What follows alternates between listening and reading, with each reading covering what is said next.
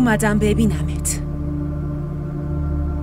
فکر کن اومدم که بفهمم وقتی به خیانتکارا خیانت میشه قیافشون چه شکلیه. نه قصد دعوا کردن دارم، نه میخوام توی گوشت سیلی بزنم. بگیر بشین.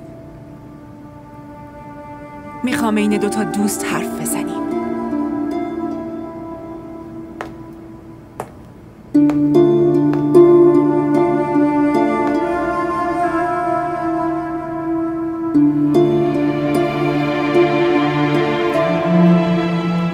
برای سیلی اون روز عذر میخوام، چون بعدش فکر کردم دختری که با دست خودش باید اشکشو پاک کنه چه نیازی به سیلی داره دیگه.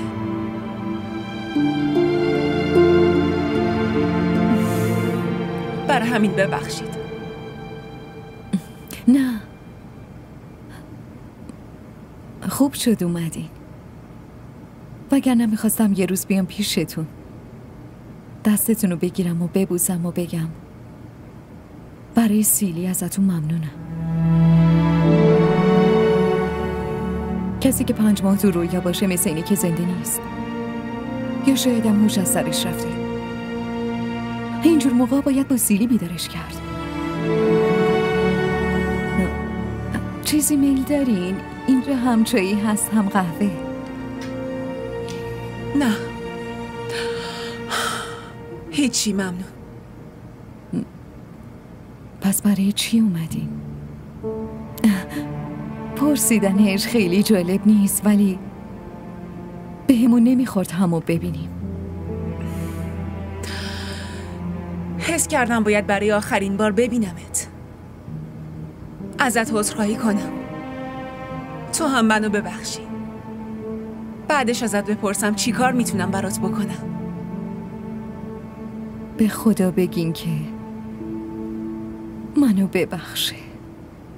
اونو که میگم، شایدم قبلا گفتم، برای همینه که اومدم. بعد از این که رفتی دیوان بهم گفت که 5 ماه با شوهرم زندگی کردی. اون روزم دیدم داشت باهات عروسی میکرد، تو رو آورده بود گذاشته بود جای من. مجانی باهاش بودی نه؟ خیلی احمقی. من که زنشمم، حتی خودمم مجانی باهاش زندگی نکردم. ماهی 500,000 تا بهم میده. حتی 5 ماهی که آمریکا بودم هم این کارو کرد. برای همین نشستم فکر کردم 5 ماه کامل براش مثل زنش پیشش زندگی کردی. در واقع جای منو گرفتی، هم سطح من، اما تو حقوق یکسانی نگرفتی. آقا دیوان،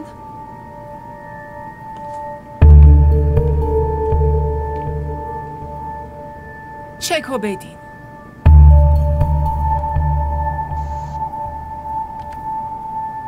$2,500,000 تاست، برابر با حقوق 5 ماهی که پیشش بودی. نه، پول نمیخوام. به اون شهی رحمت که نرسیدی.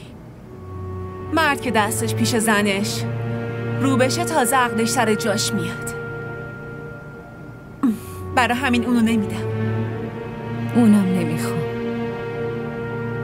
پس پولو نگه دار. وقتی عاشق همچین مردی میشی میدونم که آرزوت بیشتر از عشقه. خب به آرزوت برس،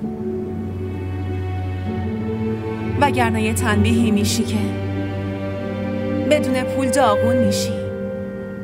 اصلا قبل از اینکه تنبیه بشی میمیری. لطفاً زود نمیر. با دیدن تو خیلی از دخترها خیلی چیزا یاد میگیرن. شایدم دیگه به خاطر عذرخواهی از خدا مجبور نباشی منت بقیه رو بکشی.